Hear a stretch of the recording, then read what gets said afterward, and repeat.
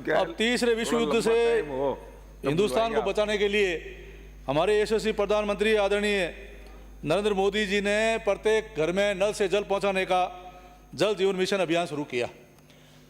अभियान बहुत महत्वपूर्ण था। यहाँ कांग्रेस की सरकार थी, 27,000 करोड़ रुपए मिले, उसमें से 7,000 करोड़ ही मात्र खर्च कर पाए, 20,000 करोड़ रुपए उसमें बचत हुए। हमारे यहाँ भी विधानसभा क्षेत्र शेरगढ़, बाड़मेर, जैसलमेर, दोरों की धरती है, ढाणियों में निवास करते हैं। वहाँ पर पूर्व मुख्यमंत्री आदरणीय वसुंधरा जी ने विधानसभा में क्षेत्र में घोषणा करके दो बड़ी बृहद जल प्रदाय योजनाएं, चाबा से देवानिया से चाबा और गगाड़ी से आगोड़ई सियांदा बालेसर की दो RD 134 RD 159.5 योजनाएं बढ़ाई। आधार माना 2001 की जनगणना को और 30 साल के लिए योजना बनी थी, 2030 तक की योजना थी। अब जब जल जीवन मिशन की योजना बनाई गई तो प्रत्येक घर के लिए 35,000 का प्रावधान रखा कि एक ढाणी को जोड़ने के लिए 35,000 रुपये इसमें रखे जाएंगे। उस प्रकार से जब योजना बनी तो सतही जल की तो योजना बनाई नहीं गई, OTMP विलेज की योजना बनाई, गांव की योजना बनाई। और उस गांव की योजना के अंदर ट्यूबवेल खोदा गया। ट्यूबवेल वहाँ पानी खारा था, फ्लोराइड था, नाइट्रेट था, और उसी पानी को बड़ा उस जलाशय बनाया गया, 4 दीवारी बनाई गई, पंपिंग स्टेशन बनाया गया, सीडवाल बूस्टर बनाया गया, उसे जोड़ दिया गया। अब इतना सारा जो सिस्टम बना और पैसा कम पड़ा तो पाइपलाइन 70% कम कर दी, 30% पाइप रही, जिससे ढाणियों में पानी पहुंचा नहीं। इस प्रकार की योजना बनाई।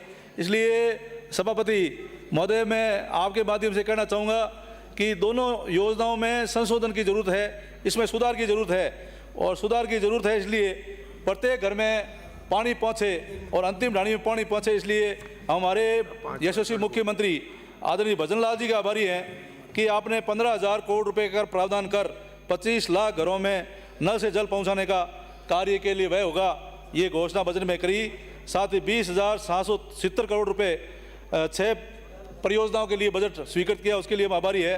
तो हमने हमारे यहाँ वैसे भी जो ढाणियाँ वंचित रह गई और जो राजस्व गांव इस योजना से जुड़ने से वंचित रह गए, उनके लिए फिर से DPR बने, सर्वे हो, और सर्वे और DPR के आधार पर वापस योजना स्वीकृत हो, इसके लिए यहाँ पर योजना बनाकर भिजवाई है। मैं सभापति महोदय, आपके माध्यम से मंत्री महोदय से निवेदन करना चाहूँगा कि दोनों योजनाओं के प्रस्ताव आपके पास आए हैं, आपने मुझे पत्र भी भेजा है। उसके अनुसार जो बालेसर की योजना है RD 159, उसमें करीबन 153,90,000 रुपये की प्रस्ताव और ये DPR बन के आई है। मुझे विश्वास है कि इसको आप स्वीकृति देंगे और DPR के आधार पर सर्वे होकर योजना बनेगी और हमारे दोरों में निवास करने वाले ढाणियों के लोगों को पेयजल की सुविधा मिलेगी।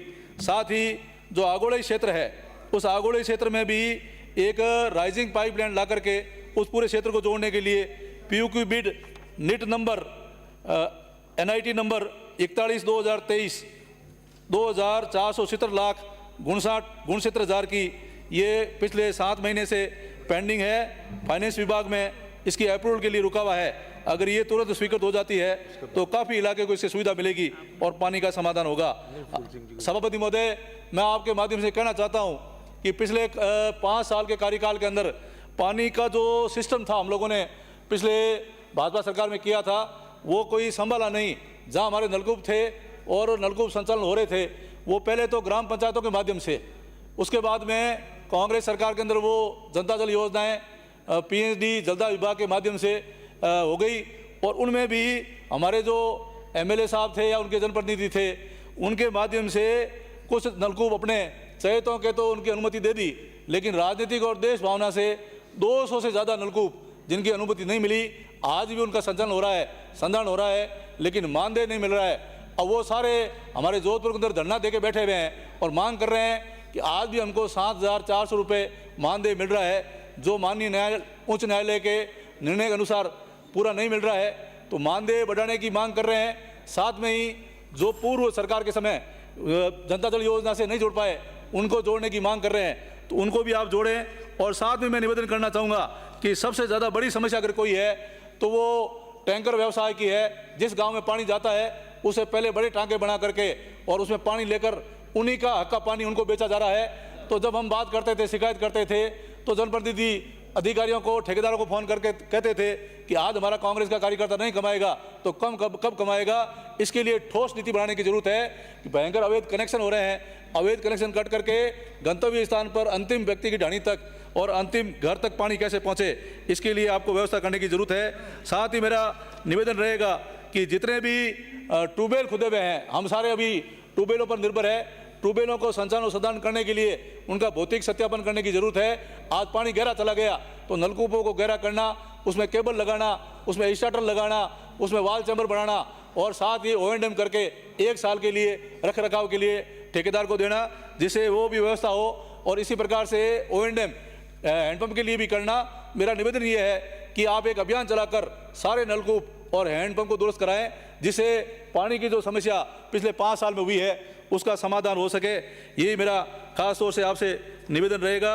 साथ में ही मैं निवेदन ये करना चाहूँगा कि एक जैसे डिस्कॉम के अंदर विजिलेंस प्रणाली है और विजिलेंस है, जहाँ कहीं भी चोरी होती है वो विजिलेंस की पुलिस जाती है और चोरी को पकड़ती है, तो क्यों नहीं जिला मुख्यालय पर आप थाना स्थापित करें या विभाग में ही एक विजिलेंस की चौकी लगा दें और पुलिस की अनुमति ले लें, जिससे जहाँ बड़े अवैध हैं और इस प्रकार के जल माफिया हैं, टैंकर माफिया हैं, उनको अवैध पानी जो ले रहे हैं, खेती के लिए पानी ले रहे हैं और पानी पीने के लिए नहीं है, लोग बगीचे लगा रहे हैं और खेती के लिए काम ले रहे हैं, तो उनके ऊपर सख्त कार्रवाई करने की आप करें। यही मैं निवेदन करके आपने मुझे समय दिया। बहुत बहुत धन्यवाद।